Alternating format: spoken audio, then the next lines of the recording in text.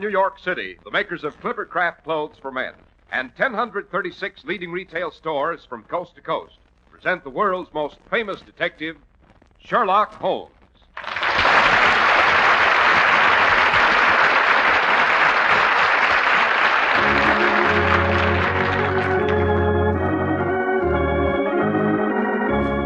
Tonight's story, The Adventure of Lady Waverly's Imitation Pearls. Well, here we are again in Dr. Watson's cheerful study. The lamp has been lit, and from outside comes the steady drip of a soft spring rain mixed with fog. Yes, Mr. Harris, this sort of weather always reminds me of Baker Street. Mm-hmm. I think I can do no better than tell you of an adventure that had its inception on just such a day. It had to do with a great lady's pearls, which were not altogether genuine. And it ended in the chambers of a certain well-born, but shall we say, careless bachelor in Albany. Well, that's the first time I knew you and Sherlock Holmes ever visited the Hudson Valley, Doctor. We didn't, Mr. Harris, unfortunately. No, Albany in this story refers to an imposing building which was originally the residence of the Duke of York in Albany. It was later divided into chambers for famous and fashionable bachelors. Oh, speaking of gentlemen of fashion, Mr. Harris, isn't that your department? It certainly is, Dr. Watson, and in the spring, it's natural for a man to think of new clothes. And this spring, you have every right to the most your money can buy, which means you need pay no more than Clippercraft's modest prices. For Clippercraft clothes, the result of the famous Clippercraft plan, are one of America's finest values. The Clippercraft plan concentrates the buying power of 1,036 of the nation's finest stores from coast to coast, making possible steady, year-round operation, resulting in tremendous savings in manufacturing and distribution costs, and putting those savings, even in the face of today's high prices, in your pocket. And your Clippercraft dealer is a friendly, local, independent store where you get real personal attention. New spring Clippercraft suits, beautifully tailored, are only $40 and $45.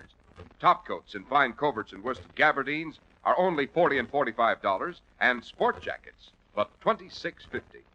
Compare Clippercraft with clothes selling for many dollars more. In short, no matter what the occasion, Easter parades or a visit to your best girl, we hope you'll continue to set sail in a Clippercraft. Very neatly put, Dr. Watson.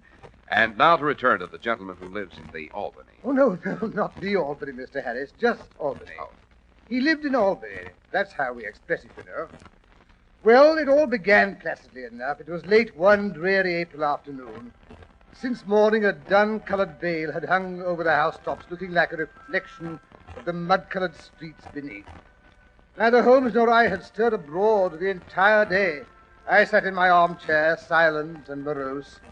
The dampness had brought the usual twinges to my old bullet wound. Holmes, who was always a contrary individual, bounced about like an animated cricket. Oh, Holmes, if you'd light somewhere for just a few minutes. Bullet acting up a bit, eh, Watson? Oh, no more than usual in this weather, confound it. Yes, I thought I recognized the vice-like set of the jaw. Of course, I'm not a medical man, but I think I could suggest a remedy. Certainly not. Aha! Did you hear that? Hear what? The house is as still as a morgue. A carriage just came to rest at our curb. A rather elegant four-wheeler.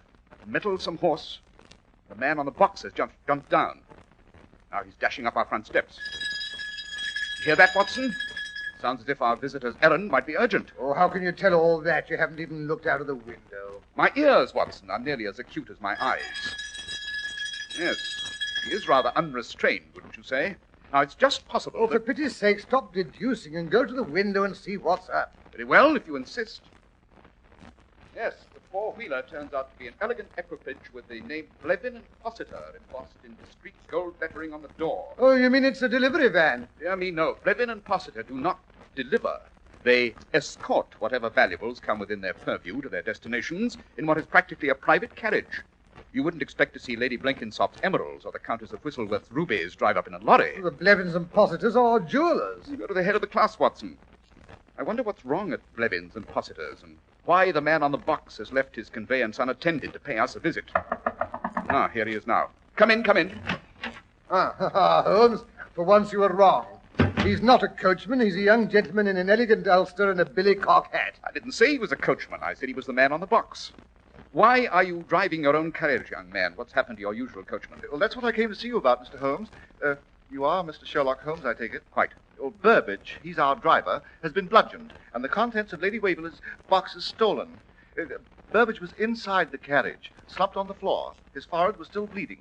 However, he was coming to when we found him. Was he badly hurt? I don't think so. There's no evidence of a skull fracture, just a lump over the left eyebrow. I drove him home, of course, and his wife put him to bed with a poultice. Was he able to describe what had happened to him? Oh, yes, he was quite rational. Then why didn't you bring him along with you? Oh, I couldn't, don't you know. He was in his underwear. Oh, rubbish. Well, I'm doing my best, Mr. Holmes. I'm at my wit's end. Of course, when my uncle hears of this, I shall probably be sacked. I never wanted the job of playing nursemaid to all those confounded jewels.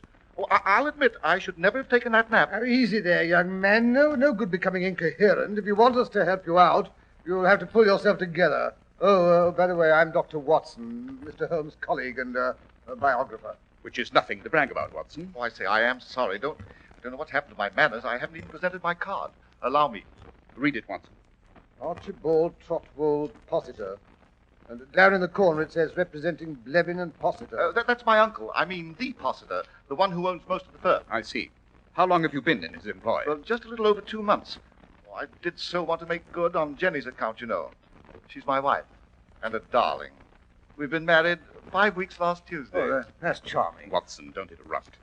In what capacity does your uncle employ you, Mr. Foster? Well, it's not a very impressive position, I'm afraid.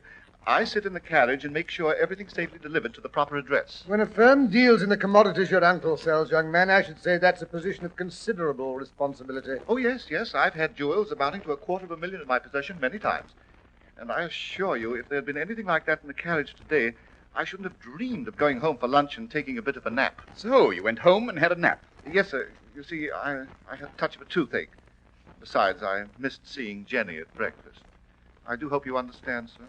Quite. And where did you leave the carriage with the undelivered packages? Oh, just out in front, Mr. Holmes. It shouldn't have been too much of a risk. Burbage has been with the firm over 30 years. He's thoroughly reliable. Besides, I'd already delivered the really valuable articles, Mrs. Huddlestone's emerald earrings and the Duchess of Heppelworth's diamond stomacher. There was only Lady Waverley's box left, Mr. Holmes. And it certainly never occurred to me anyone would want to lift that. What was in Lady Waverley's jewel box? Oh, just her pearls and a tea service. Oh, that's a bit thick, eh, Holmes? Just some pearls and a silver tea service. I take it the service was silver, Mr. Possitor. Well, only superficially. She had sent it to be replated, you see. And the pearls were imitations, too. Fairly good ones, I'll admit. She'd had them restrung. She keeps the real ones in the vault. Cagey old girl, eh, Holmes? Fortunately for her. Well, that's my point exactly, Mr. Holmes. It'll ruin our reputation to know there's been a theft of any kind. People will be decidedly skittish about having us repair their jewels if they hear of it. I don't know what my uncle will say. When did you first discover something was wrong? Well, when Jenny woke me from my nap. I hadn't meant to take more than 40 winks, but it was nearly 2 o'clock when she started to shake me. Archie! Archie, darling! Hmm? Archie, wake up! Oh, it's too early to get up. Archibald, you are up. At least you ought to be. It's the middle of the afternoon. And Cook says the carriage has disappeared. What carriage? Blevins and Positors, of course. Cook says she thinks something's happened to Burbage. She took a look out the window while she was washing the dishes. She says she saw Burbage talking to a tall gentleman in a top hat. Next thing she noticed, Burbage seemed to be taken ill or something, because the gentleman was helping him into the cab. Cook says she was just fixing a cup of hot tea to take out to him when she looked up again and saw the carriage disappearing down the street with Burbage on the driver's box. So he must have recovered, I guess. Oh, but that's impossible. I mean that he'd drive off like that. Maybe he wasn't feeling very fit and decided he'd go home, too. Oh, don't be ridiculous. Burbage wouldn't do that, not without letting me know. Well, he has. So there. And I'm not ridiculous. Oh, there, darling. I didn't mean it. You did so. You just don't love me anymore. Oh, I do. I love you madly. I haven't time to discuss it now. Where's my hat? I've got to go out and find that confounded carriage.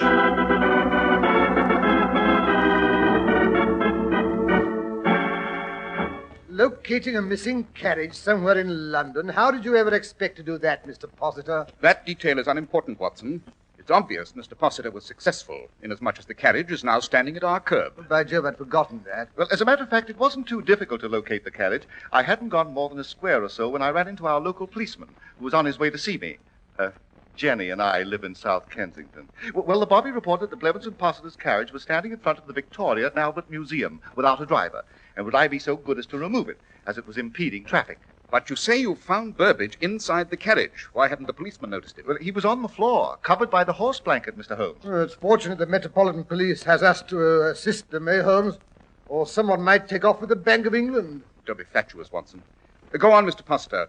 You found the coachman under a horse blanket, but stripped to his underwear and with a gash on his forehead. Where exactly on his forehead? Well, over his left eyebrow, just under the hairline. There was a lump as big as an egg, too, and his hands were tied behind him with a large handkerchief. His own? Oh, no, Mr. Holmes. It was made of the finest cambric. As a matter of fact, I brought it along with me. Here it is. Oh, good boy. Interesting. Most interesting. Well, there's nothing distinctive about that handkerchief, Holmes. Not even a monogram. On the contrary, my dear Watson, this handkerchief is most helpful. It tells us that the criminal, for it's undoubtedly his handkerchief, is addicted to the use of scent. Bergamot, to be exact. He's also a pipe smoker who carries a not too well closed tobacco pouch. Notice the shreds of tobacco which still cling to the fabric.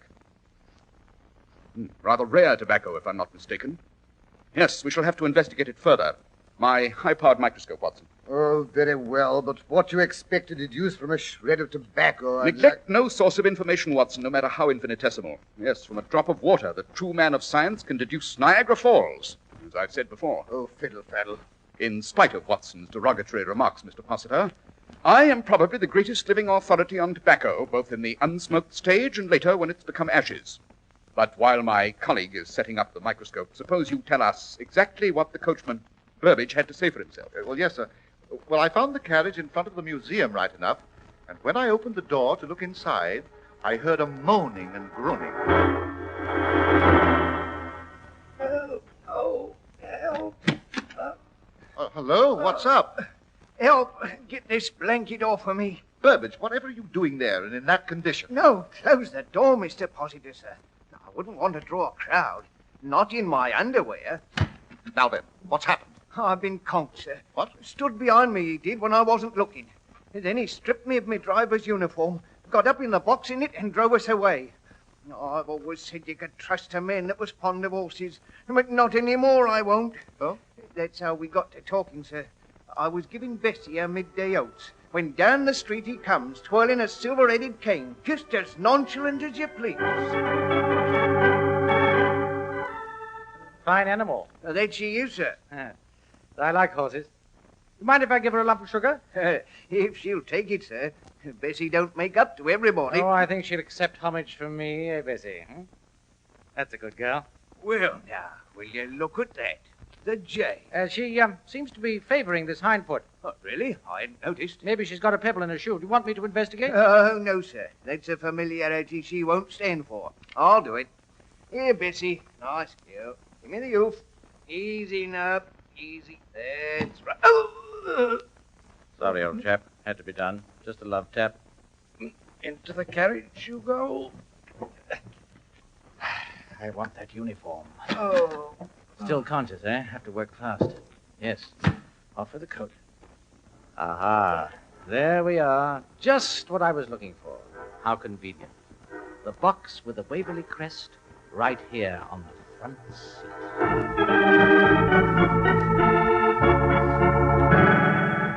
And so he stripped poor old Burbage, Mr. Holmes, and tied his hands with that handkerchief. After which, he drove the carriage away in Burbage's uniform. But only as far as the Victoria and Albert Museum. At which time he removed the Waverley box and disappeared at his leisure, still wearing Burbage's clothes. No one would think of questioning a man carrying a large, important box if he were wearing Blevins and Possiter's uniform. What size is Burbage, Mr. Possiter? Oh, about my height, 5'11", I should say, but a bit heavier built.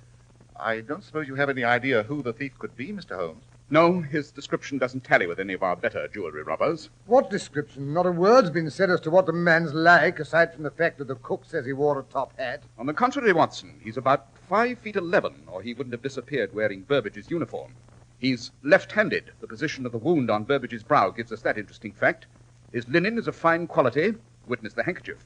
He uses bergamot, and he buys the most expensive brand of Latakia tobacco, a variety carried by only 2 tobacconists in all of London. And last but not least, when it comes to robbery, he's an amateur. But How can you know that? No professional jewel thief would run away with false pearls and silver plate. That could have been an accident. Not at all, Watson. According to Burbage's account, he recognized the box belonging to Lady Waverley. In fact, he probably expected to find it there. You mean the thief must be someone connected with our establishment who knew the box was in the carriage? Not necessarily. It could just possibly be an intimate of Lady Waverley who knew she was expecting delivery. But why bother with imitation pearls and plated silver? That, my dear Watson, is what makes this case worth investigating. But where are we to begin? With a visit to my friend Philip Ashton, who runs a small but select tobacco shop in the Burlington Arcade.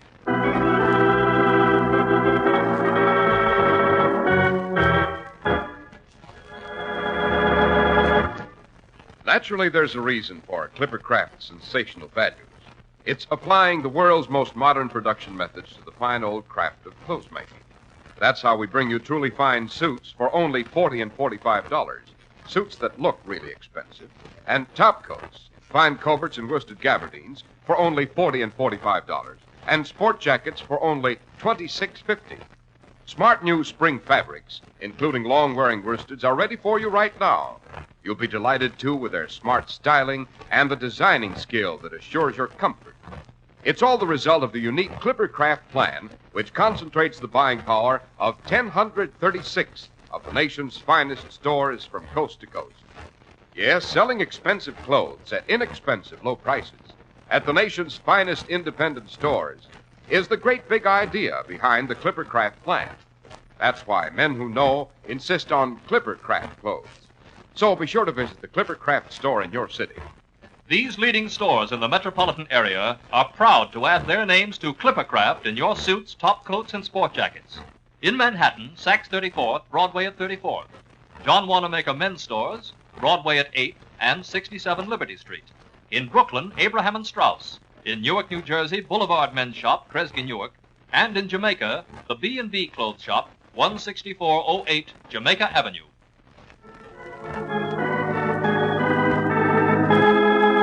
And now back to Sherlock Holmes and Dr. Watson. We find them standing in front of a counter, sniffing the contents of several elegant glass jars filled with tobacco. Yes, this, unless I'm very much mistaken, is the mixture the gentleman uses. Mr. Ashton, are there many gentlemen who buy this variety of tobacco? Why, no, Mr. Holmes. It's rather special. Besides being expensive, I sell it to only 4 gentlemen in all. Tell me, among those 4, is there an individual who's about Watson's height, well-dressed, he carries a silver-headed cane, is left-handed, and has a weakness for bergamot scent?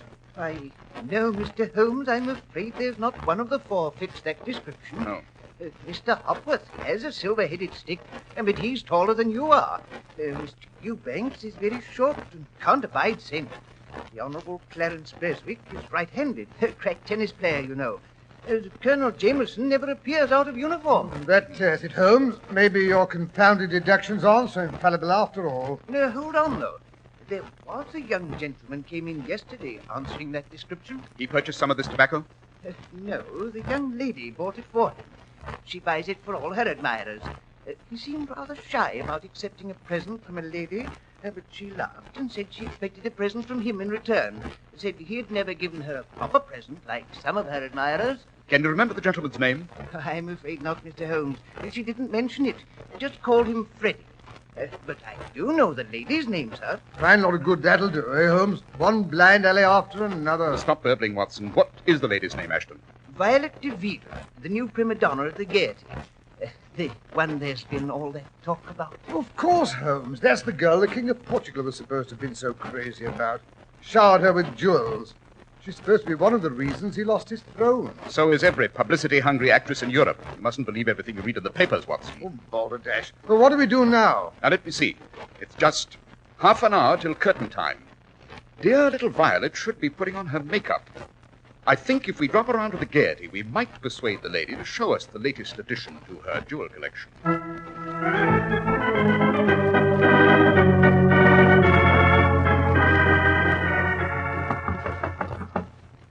There's 2 gentlemen to see you, Mr. Bill. I can't see anyone now, Peters.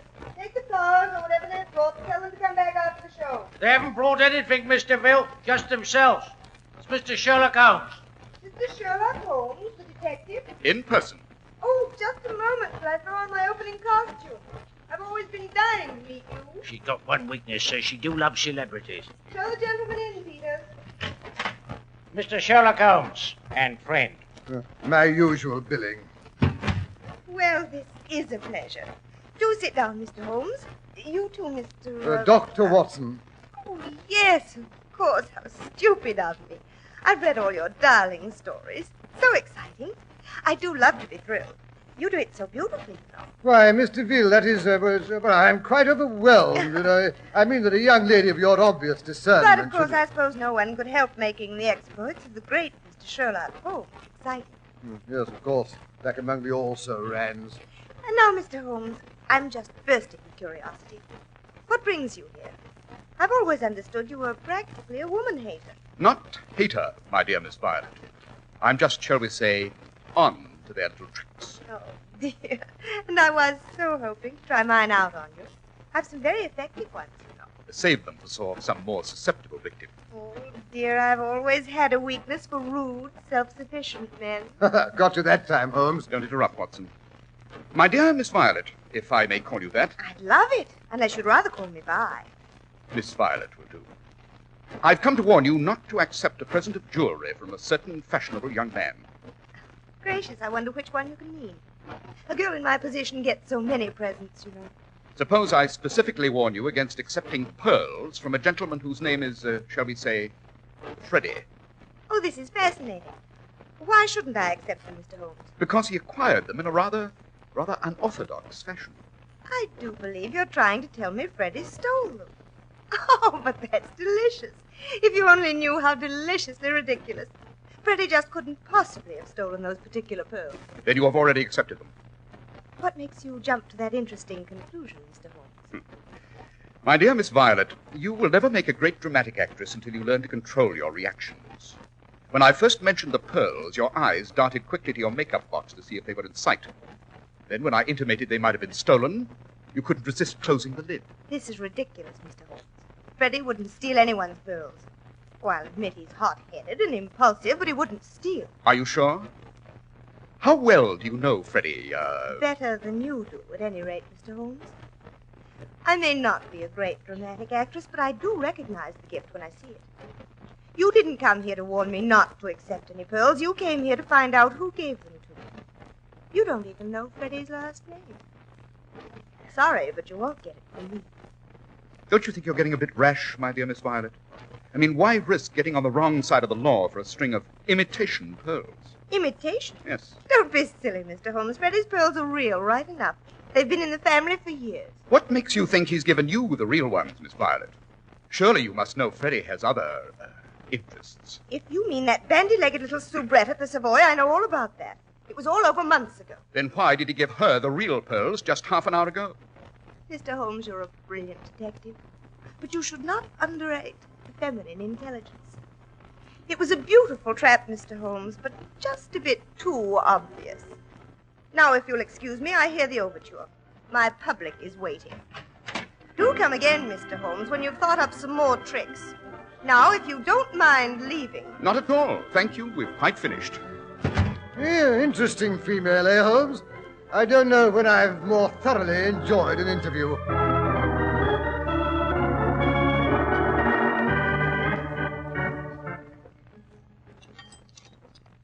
Ah, an excellent dinner, if I do say so myself, Watson. Pheasant was almost perfect. Undoubtedly, and it will put a jolly little crimp in our budget. Late dinner at Prince's Restaurant, champagne and caviar. I don't know what's got into you, Holmes. Oh, calm yourself, Watson. It all goes on the bill. I shall send Blevins and Possiter in the morning. Holmes, you're really outrageous. You've made a hash of the case, you've found out absolutely nothing, and yet you have the effrontery to talk of sending a bill in the morning. Well, you should be ashamed of yourself. On the contrary, Watson, I think I've done rather well. Well, that DeVille woman made an absolute ass of you. You mean that's the impression I permitted her to gather? She thinks she didn't give me the pearl thief's name. Actually, she spelled it out in block letters when she admitted they'd been in Freddie's family for generations. Whose pearls were they, Watson? Lady Waverley's, of course. Then putting two and two together, the thief must be a Waverley as well. Sir Freddie Waverley is a well-known young man about town with a weakness for ladies of the theatre. It's as simple as that. You mean he's stolen his own mother's pearls? His stepmother's, Watson. Freddie's always resented her.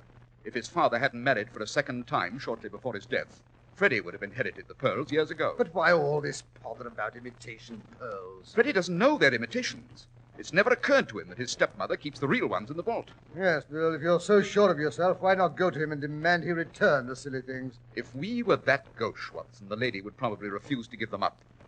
No, you may count on it. Miss Violet will return them to him of her own accord as soon as the performance is over. And how do you reach that interesting conclusion? Freddie may not suspect that they are imitations, but dear little Violet is not so naive.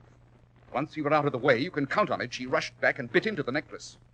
Yes, I don't imagine she took her discovery very placidly. They must have had an interesting performance tonight at the Gaiety. Yes, but Holmes, that performance was over nearly 20 minutes ago. We'd better get ourselves along to Sir Freddie's flat, wherever that is, or Miss Violet will get there ahead of us. Chances are she won't wait to remove her makeup. My dear Watson, why do you think I ordered a table in the window? Sir Freddie Waverley resides just opposite there in the impressive architectural monstrosity known as Albany, in flat 2A to be exact. I say, Holmes, there comes a carriage tearing down the street.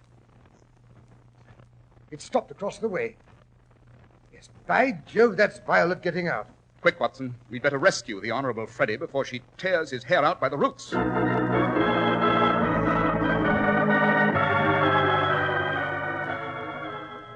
Down this corridor, Watson. Yes, there's Miss Violet. Just going to 2A now. Violet, darling. But how jolly to see you here. I mean, I hadn't hoped so soon, that is. You would have received the pearls this afternoon. Not those pearls. How dared you give me those pearls? I've never been so insulted in all my life. Oh, come off it, Vi. You've accepted jewelry from gentlemen before this? Yes, jewelry, not paste. Violet, what are you raving about? What sort of a fool do you take me for? Do you think I don't know the real ones went to that little scarecrow at the Savoy? Well, give her these. She can put them on her poodle. If you don't mind, Miss Violet, I'll relieve you of those pearls. And we may as well collect the tea service while we're at it, Watson. I see the boxes standing just inside the door. What is this, a burglary? You should recognize the symptoms, Sir Freddie. If you think I've got to stand here and let two Oh, don't be a bigger idiot than you can help, Freddie. This isn't a thief. It's Sherlock Holmes. And don't be alarmed, Sir Freddie. These are not the Waverley pearls. Those are quite safe in Lady Waverley's bank vault. You mean that little floozy hasn't got them? Do dear me, no. That was just a trick on Holmes' part. Why, you unspeakable... Yes, Miss Violet. You should never underrate the masculine intelligence, you know. Particularly when it belongs to Sherlock Holmes.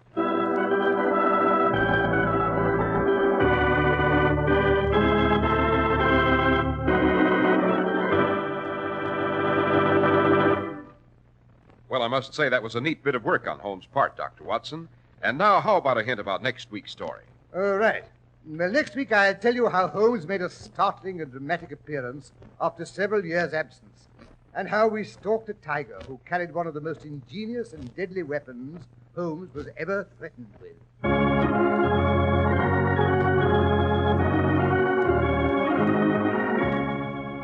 The makers of Clippercraft Clothes and 1,036 leading stores from coast to coast have brought you another in the new series of broadcasts featuring the world's most famous detective, Sherlock Holmes.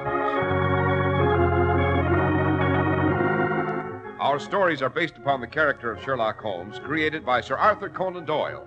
Sherlock Holmes is played by John Stanley, Dr. Watson by Alfred Shirley, and the dramatizations are by Edith Meiser. Sherlock Holmes is produced and directed by Basil Lochran, with special music by Albert Berman.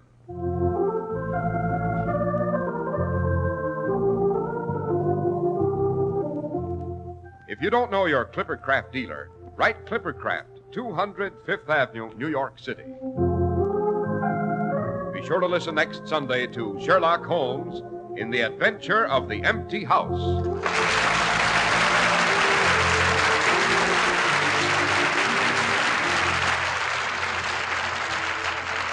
This is Cy Harris speaking for Clippercraft Clothes. This is the Mutual Broadcasting System. Melvin Elliott with the news will follow station identification.